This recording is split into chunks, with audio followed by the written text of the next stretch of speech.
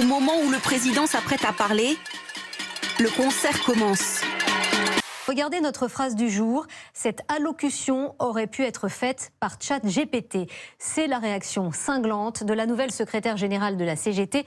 Le concept d'intelligence artificielle colle assez bien d'ailleurs au cerveau du président de la République. Il dit les choses telles qu'il voudrait qu'elles soient. Il sait tout mais il ne comprend rien. Il regarde mais il ne voit pas. Il écoute mais il n'entend plus. À Rennes, Lille, Toulouse ou Dijon, les mêmes bruits de casseroles ont retenti dans près de 300 villes. Des rassemblements initiés par l'association altermondialiste Attaque. Léon Blum disait qu'il faut savoir dépenser sa popularité, c'est-à-dire qu'il faut savoir... il la dépense bien là. Les caisses sont vides. On a bien compris que le président de la République avait la volonté de passer à autre chose. Tout porte à ne pas lui faire confiance et c'est ce qui se passe aujourd'hui. Il n'a répondu à rien, il a ignoré la colère que vous mentionnez, et il n'a tenu aucun compte de ce qui s'est passé depuis le début de cette réforme des retraites, mais il est égal à lui-même. Donc là, pour l'instant, nous on mobilise pour le 1er mai, et puis on va continuer la mobilisation. On est là, on est là, même si Macron ne veut pas, nous on est là. Il était le président des riches, il devient un président autoritaire, et maintenant le président d'une France appauvrie. Et c'est ça ce que les Français ont entendu hier. Le pire, c'est qu'il n'ait rien annoncé.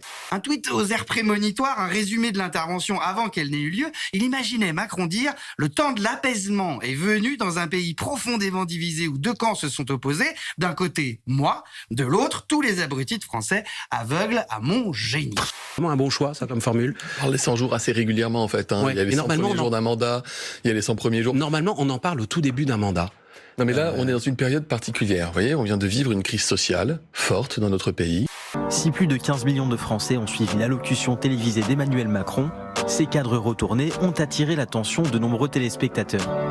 Beaucoup de Français nous parlent à côté du sujet des retraites, de sujets du quotidien qui leur sont chers. Et donc le président dit, nous allons maintenant ordonner, réorganiser notre façon de faire de la politique sur les prochaines semaines, de manière à apporter rapidement des réponses concrètes aux problèmes que rencontrent les Français dans leur quotidien. Il s'agit de plusieurs clichés du mariage du couple présidentiel, ainsi qu'un portrait de Charles de Gaulle, un cadeau offert par Jacques Chirac à Emmanuel Macron lors de son élection en 2017.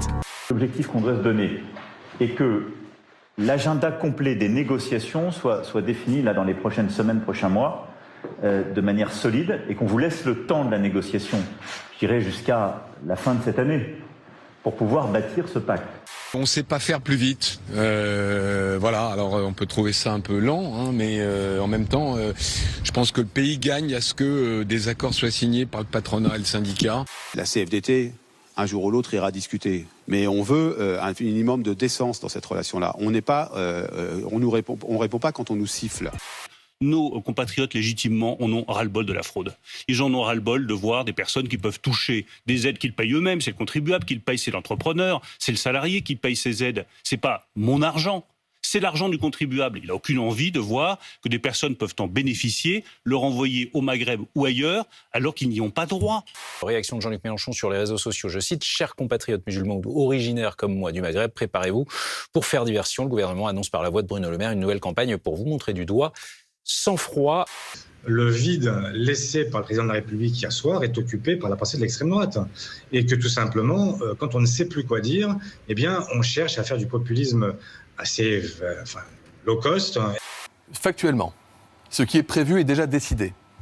C'est qu'à compter du 1er juillet, l'argent des prestations sociales ne pourront plus être versés sur des comptes à l'étranger lorsque ces comptes sont d'origine douteuse. D'accord ? Quand on n'est pas sûr que ça arrive bien à des personnes qui relèvent de ces prestations sociales. Ça, je crois que tout le monde peut être d'accord.